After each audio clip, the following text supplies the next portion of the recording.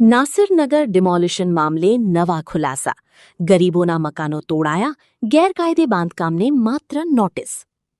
સુરતના નાસિરનગર વિસ્તારમાં 100થી વધુ મકાનો તોડી પાડવાના વિવાદાસ્પદ મામલે નવા ખુલાસાઓ સામે આવતા સમગ્ર પ્રકરણ ફરી ચર્ચાના કેન્દ્રમાં આવ્યું છે.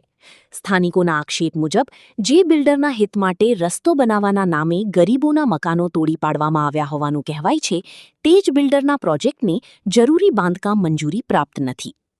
મળતી માહિતી મુજબ વિવાદિત જમીનને અડીને આવેલી જમીન પર છેલ્લા 1.5 વર્ષથી કોઈપણ સત્તાવાર મંજૂરી વગર 12 ટાવરનું મસમોટું બાંધકામ ચાલી રહ્યું છે. બેઝમેન્ટ સુધીનું કામ પૂર્ણ થઈ ગયું હોવા છતાં તંત્ર દ્વારા સમયસર કોઈ કાર્યવાહી કરવામાં આવી નથી. હવે મનપા દ્વારા બિલ્ડરને નોટિસ ફટકારવામાં આવી છે, પરંતુ તેમાં પણ માત્ર ખોદકામ પૂરવા માટેનો ઉલ્લેખ કરવામાં આવ્યો હોવાનું સામે આવ્યું છે. સ્થાનિકોમાં પ્રશ્ન ઉઠી રહ્યો છે કે જ્યારે મંજૂરી વગરનું બાંધકામ ખુલ્લેઆમ ચાલી રહ્યું હતું, ત્યારે તંત્ર મૌન કેમ રહ્યું? બીજી તરફ ખાનગી જમીનમાં રસ્તાના બહાને ગરીબોના 100થી વધુ મકાનો તોડી પાડવામાં આવ્યા હતા.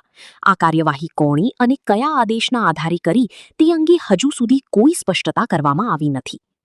આક્ષેપો મુજબ બાજુમાં ચાલી રહેલા મસમોટા ગેરકાયદે બાંધકામને બચાવવા માટે તંત્ર દ્વારા વિશેષ રસ દાખવવામાં આવ્યો છે. ગરીબોના મકાનો તોડવામાં આવ્યા તે જ દિવસે ગેરકાયદે બાંધકામ સામે માત્ર ઔપચારિક નોટિસ આપવામાં આવતા તંત્રની કામગીરી પર અનેક સવાલો ઊભા થયા છે. સમગ્ર મામલે પારદર્શક તપાસ અને જવાબદારો સામે કડક કાર્યવાહી કરવાની માંગ ઉઠી રહી છે. નાસિરનગર ડિમોલિશન કેસમાં ગરીબોના મકાનો તોડવાના નિર્ણયથી લઈને ગેરકાયદે બાંધકામ સામેની નરમ કાર્યવાહી સુધીના તમામ મુદ્દાઓની નિષ્પક્ષ તપાસ થાય તેવી સ્થાનિકો અને સામાજિક આગેવાનો માંગ કરી રહ્યા છે. નોટિસ આપવામાં આવી છે બાંધકામ સાઇટને આપણા ધ્યાન પર આવી કે 30/5/2026ના રોજ બાજુના બિલ્ડરના પ્રોજેક્ટને નોટિસ આપવામાં આવી. 30/5 એ દિવસ હતો કે જ્યારે અહીંયા સુરત મહાનગરપાલિકાના સેન્ટ્રલ ઝોન અને સુરત શહેર એસઓજી પોલીસના ડીસીપી રાજદીપસિંહ નકુમે પોતે જનરલ ડાયરની ભૂમિકા ભજવીને કાળો ફેર વર્તાવી અમાનવીય અત્યાચાર કરીને નાસિરનગરના 100 કરતાં વધારે પરિવારોને એક જ ઝાટકે બુલડોઝર ફેરવીને ઘર વિહોણા કર્યા હતા. એ જ દિવસે નોટિસ અહીંયા આપવામાં આવી એ જ તારીખની કે ભાઈ તમે તાત્કાલિક ખાડાનું પુરાણ કરો ને તમારા બાંધકામને કોઈપણ પ્રકારની મંજૂરી નથી. જો કોઈપણ પ્રકારની મંજૂરી નથી તો આટલો મોટો બાંધકામ કોના ઇશારે થઈ? અને બાંધકામ અટકવાની ને બંધ કરવાની વાત દૂર થઈ, આજે પણ બાંધકામ ચાલી રહી છે અવિરતપણે.